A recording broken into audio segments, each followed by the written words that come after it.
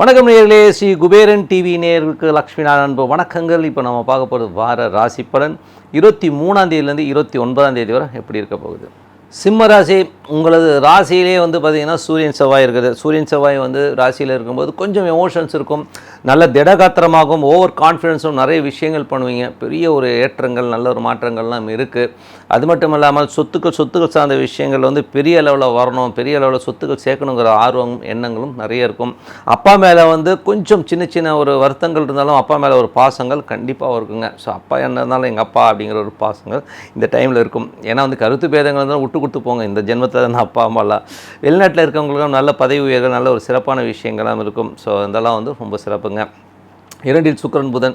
So சுக்கிரன் புதன் வந்து 3ஆம் தேதி 2 இருக்கும்போது சின்ன கலகங்கள் ஏற்பட்டாலும் முதல்ல இருந்த அந்த அவமானங்கள்லாம் நீங்கி போன வாரம் வர வந்து ரொம்ப டென்ஷன் ஸ்ட்ரெஸ்லாம் இருந்ததுன்னா அதெல்லாம் கிளியர் ஆகி நல்ல வருமானங்கள் வருவதற்கான வாய்ப்பெல்லாம் ரொம்ப சிறப்பாக இருக்கும். உங்கள் முயற்சிகள் ரொம்ப சூப்பராகவே இருக்கும். இருந்தாலும் நம்ம மொபைல் ஃபோன்ஸோ கேமராவோ வைக்கிறதுக்கான வாய்ப்புகள் இருக்கனால கொஞ்சம் ஜாகிரதையாக இருந்துக்கிறது ரொம்ப நல்லது. நாளில் வந்து உங்களுக்கு கேது இருக்கனால தாயார் வந்து கொஞ்சம் வெடுக்கெடுக்குன்னு பேசினாலும் கொஞ்சம் விட்டு கொடுங்க. தாயாரோட உடல்நலம் சார்ந்த விஷயங்களை கொஞ்சம் கவனமாக இருங்க.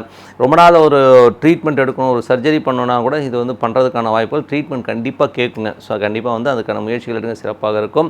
5 ஸோ 5ஆம் அதிபதியான குரு வந்து பார்த்திங்கன்னா உங்களுக்கு வந்து 7ல் இருக்கனால கணவன் மனைவி உறவில் வந்து ரொம்ப சிறப்பான ஒரு விஷயங்கள்லாம் இருக்கும். ஸோ கால் சார்ந்த விஷயங்கள்லாம் வந்து இப்போ ப்ரொசீட் பண்ணும்போது ஓரளவுக்கு நல்ல கிளியரன்ஸ் கிடைக்கும்.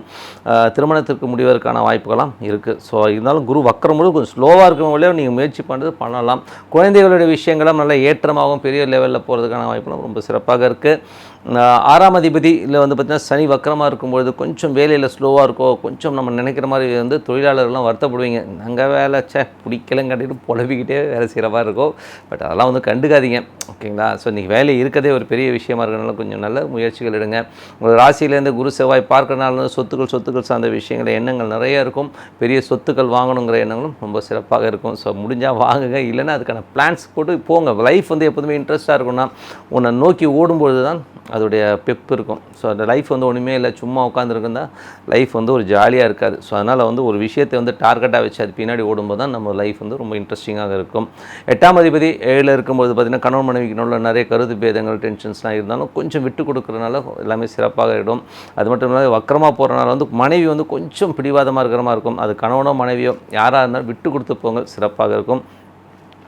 மற்றபடி வந்து 9 ஸோ 9ஆம் அதிபதி வந்து ராசியில் இருக்கும்போது நான் முன்னாடியே சொன்ன மாதிரி தந்தை மீது வந்து நிறைய பாசங்கள் இருக்கும். அப்பா வந்து மேலே வந்து ஒரு பற்று பாசம், என்ன தானே எங்கள் அப்பான்னு நேராக பார்த்தா சண்டை போட்டுக்கிட்டாலும் உள்ளுக்குள்ளே வந்து அந்த பாசங்கள்லாம் கண்டிப்பாக இருக்குங்க.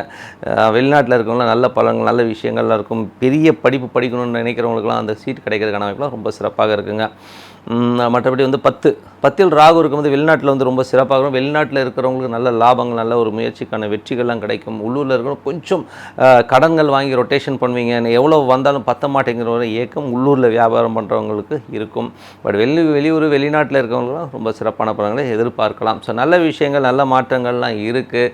நல்ல லாபங்கள் கிடைப்பதற்கான வாய்ப்பும் இருக்குது. ஏன்னா 11ஆம் அதிபதி 2ல் இருக்கும்போது நல்ல லாபங்கள் கிடைக்கும். வீட்டில் நல்ல விசேஷங்கள் நடப்பதற்கான வாய்ப்பெலாம் இருக்கிறனால அதற்கான முயற்சிகளாக எடுங்க, சிறப்பான பலன்கள் கண்டிப்பாக இருக்குங்க.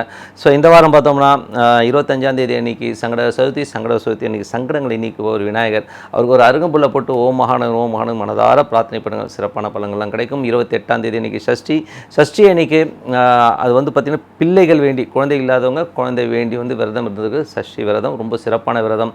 குழந்தை வேண்டி நீங்கள் இருந்து பாருங்கள், கண்டிப்பாக அழகான குழந்தை பிறப்பதற்கான வாய்ப்பெலாம் இருக்குது. இந்த வாரம் மட்டுமல்ல வருகின்ற எல்லா வாரம் உங்களுக்கு சிறப்பாக அமைய இறைவனை பார்த்து கொண்டு உங்களிடம் விடைபெறுவது உங்கள் லக்ஷ்மி நாராயணன். நன்றி, வணக்கம். ஸ்ரீ குபேரன் டிவியை பார்த்தமைக்கு நன்றிகள். மேலும் இது போன்ற தகவல்களை தெரிந்து கொள்ள ஸ்ரீ குபேரன் டிவியை சப்ஸ்கிரைப் செய்யுங்கள். மறக்காமல் பெல் ஐக்கானை கிளிக் செய்யுங்கள்.